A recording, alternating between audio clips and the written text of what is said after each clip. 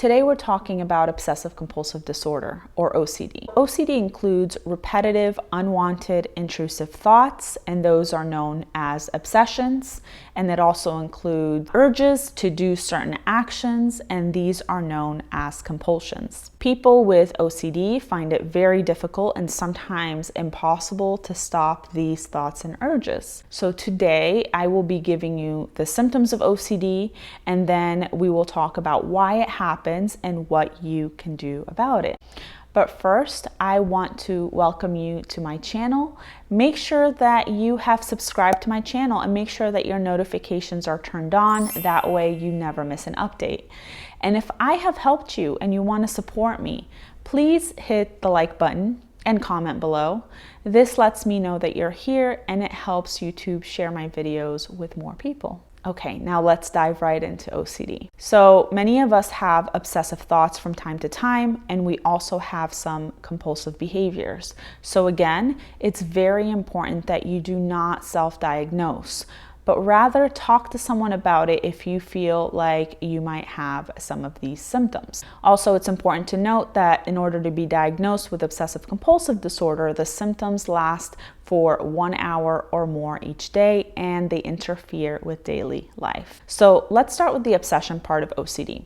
So obsessions are intrusive, irrational thoughts or impulses that show up repeatedly and frequently. Many times these obsessive thoughts are scary and they can result in a lot of shame for the person who is experiencing them. The obsessions can look like the following. So they can look like thoughts of self-doubt, such as, did I turn off the curling iron? Or did I lock the door? Or did I wash my hands for long enough to kill the germs?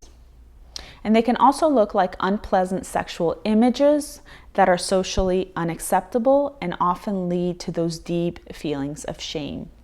They can also include thoughts about harming somebody, or even harming yourself, or even questioning yourself about whether or not you have harmed someone. And they can also include fears of shouting or saying inappropriate things in public. The compulsions are done in order to help relieve the stress that is brought on by these obsessive thoughts that I just mentioned.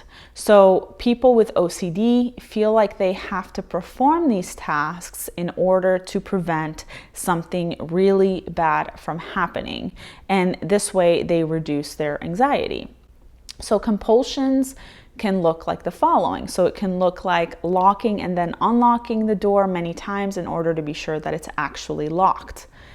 It can also look like hand washing so much until your hands are raw, and this way you can ensure that the germs are gone.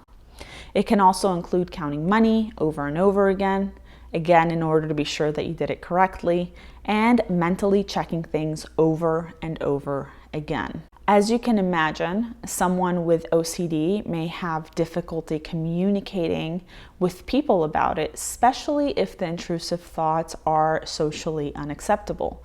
They may hold a deep sense of shame within them, and they may be very hard on themselves for having these thoughts in the first place. And they may even have a difficult time expressing their thoughts and urges with a therapist because they're afraid to get in trouble, or they're afraid of being judged.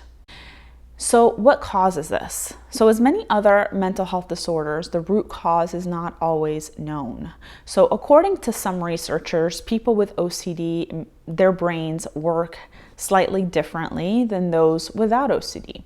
So the brains of those with OCD seem to respond differently to serotonin, which is the chemical that is partly responsible for our mood, our thoughts, our cravings, and our sexual interests. And what's really interesting is that genetically speaking, if a parent or a sibling of yours has OCD, there is a 25% chance that another immediate family member might also have OCD. The good news is that OCD is treatable and usually includes a combination of medication and therapy.